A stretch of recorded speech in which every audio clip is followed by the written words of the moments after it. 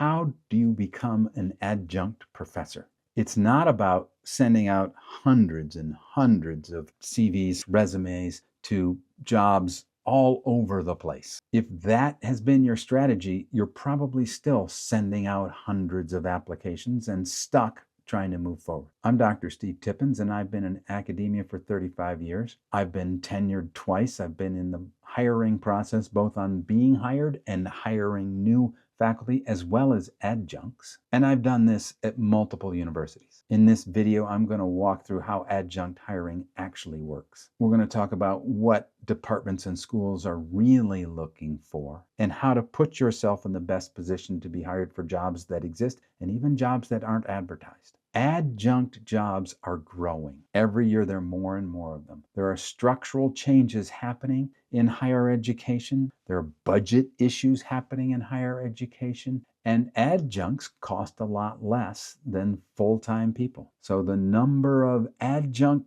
positions are going to go up. One of the reasons for this is enrollment. There are many disciplines where enrollment has reduced dramatically, which means full-time hires aren't happening. But they still have the courses, they still need to offer them. So if I can put an adjunct in there who can do a good job, I've covered this and I've saved budget dollars. This allows institutions to plan their schedules with their budget much more easily. And for some, adjuncting has become a full-time career, not just a stopgap. This is a key point. If you want to teach, adjuncting might be your entry point, especially for those of you who've completed degrees or are completing degrees at institutions where teaching is not an option. If you don't get to teach, how do you get to answer when you're applying for jobs? Well, what's your teaching experience? Then you have to be incredibly creative and talk about training you've done. But if you have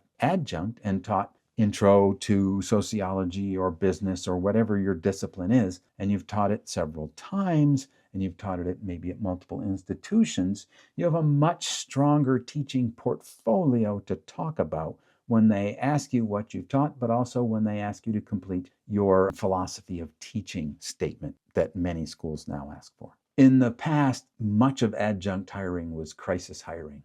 Oh my God, George is sick and can't teach, or Betty is taking a sabbatical. What do we do? Well, we got to hire somebody short term. Now it's become a permanent part of the staffing portfolio for many institutions. Adjuncting is a really strong fit for you if you want teaching experience. A number of people adjunct because they want supplemental income. I work a full-time job and I want to adjunct for some supplemental income, but also in addition to that, there's this, I want to give back to those. Maybe I want to adjunct at my alma mater and give back to the people that helped me get to where I am. Adjuncting can be a good role to think about transitioning careers. I had a client a few years ago who had done a full career and got into his late 50s and was able to retire. But before he retired, he wanted to think about academia. So we put together a program for him where he reached out strategically to a number of universities and found who was responsible for hiring, got contact with them, wrote to them directly. And I think it was 8 institutions he wrote to. 5 responded because of his unique skill set and his degree. He then, in effect, interviewed each of the institutions and took a job where he got to adjunct initially, and then within a year, they offered him a full-time job, and he's now finishing out his career teaching. And in addition, the bonus he found was the academic schedule was a lot more liberal than his full-time job schedule was in the past. So he now takes summers to travel and research and enjoy life and his grandkids. Now, it's a mistake to think adjuncting is the perfect route for you if, one, you're looking for stability. Because if institutions change, adjuncts are going to be the first to go. If you're looking for benefits, which in this world, getting health insurance, things like that, very difficult and can be expensive if you don't have a job. Well, adjuncting is not going to come with benefits. And it's not a guaranteed path to full-time work. If you're navigating an academic career, thinking about doing adjuncting work, and trying to figure out what's the most realistic path for me right now,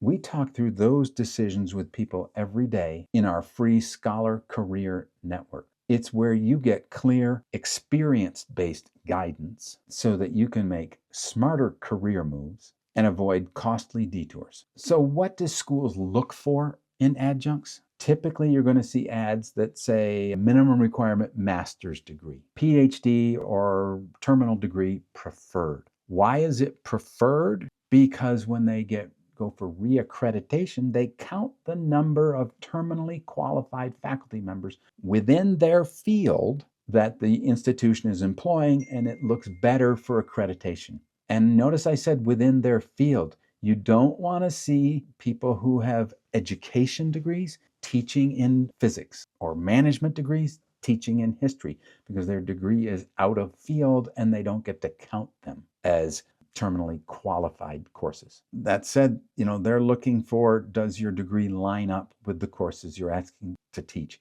Hey, I think I can teach this course based on my experience in life. That's not usually going to fly. They want someone whose education lines up with the course. Just because you're an amateur archaeologist and you like to dig and brush off bones and things like that, your degree in mental health therapy isn't going to help you teach an archaeology course. Universities, schools are risk averse. So when the degree fits, it's a lot easier for you to get hired. Publications matter at research institutions. So if you're an adjunct and coming in with publications, they're going to like that, and they're going to like it even more if you publish while you're working for them and list your affiliation with their university. At places like community colleges or teaching-based four-year schools, research is not going to matter much. It's, are you in the classroom and are you meeting the students' needs? Adjunct positions draw a large number of applications now. Many people who apply already have teaching experience. People who have that teaching experience, people already in the system, seem to be preferred over cold applications, or referrals are more important than cold applications as well. So how does hiring happen? Typically, universities will post a position. Many times, especially if it's a state-run institution, there are state laws, and they have to post in certain areas. So you'll find posted on the website. You may also find them posted in places like highered.com, maybe Indeed. Sometimes you'll see adjunct positions posted in the Chronicle of Higher Education. Typically, that's more for full-time jobs. But looking at places like those is where you're going to see adjunct positions posted, but definitely on their websites. If you are applying for their job, use their language, fulfill their need. We want someone who can teach undergraduate biology teaching. Well, you want to then say, I can teach undergraduate biology teaching. Fulfill their need. If you don't, it's a lot harder to be moved to the next level, especially at places that hire a lot of adjuncts, that your application letter is probably going through some sort of AI or bot where they're looking for key terms. And they put their key terms many times in their posting. You want to make sure you use their key terms. Quite simply, answer exactly what's asked. So how do I become proactive? Well, first, reach out before there are positions. Find the department chair. Talk to the department chair in the field that you're interested in.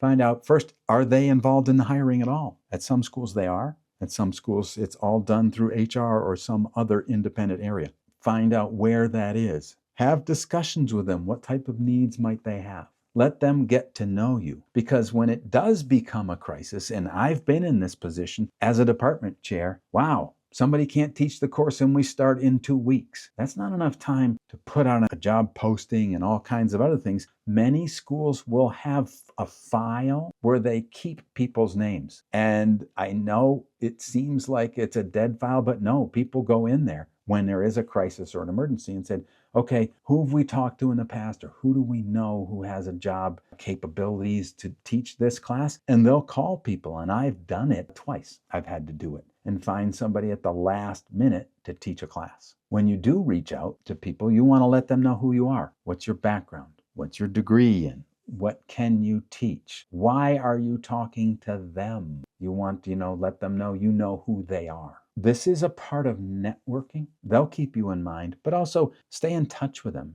Every 6 months, 9 months, something like that. Be in touch. Also be aware of the scheduling cycle. If I'm a department chair and it's August, it's too late. I've already filled my positions for the fall. In fact, in October, probably, I'm filling my positions for the spring. And in March, I'm filling positions for summer teaching, as well as I'm thinking about the fall. So understand their timing and be back in touch with them, coinciding with that type of schedule. When you do make a contact, you can offer value to them before even thinking about jobs. Hey, you need a guest lecturer on X, Y, or Z topics. I'd love to come in and talk. That gets you more known. It makes them like you more. Covering courses on short notice is always great, and being available when others aren't, meaning, hey, you got it, I'll do it, and figuring it out, because this could be your path into long-term employment. When you meet people, or when you're even having phone conversations with people, you're talking about your readiness to teach. You're showing them that you're professional. You understand the job that they have and understand what the requirements are to do that job. And you also want to let them know that you're reliable. Now, one of the things that comes up is, what's your familiarity with LMS, learning management systems? There are a number of them, and if you're familiar with their system, I'm not going to mention them because there's too many of them, that's great. But knowing a system is great, because it's not that difficult to switch to another system. So you can let them know, I'm familiar with and worked with system A, which you probably did in your graduate program. You had to use that system so you can understand it. And I'm confident in my ability to use system B, but just being aware that LMS is very important to them. Having a technical competence is wonderful, because COVID changed the world for academics. COVID means everybody's got to be online and using an LMS, even if it's just for grades, but you have to be doing it.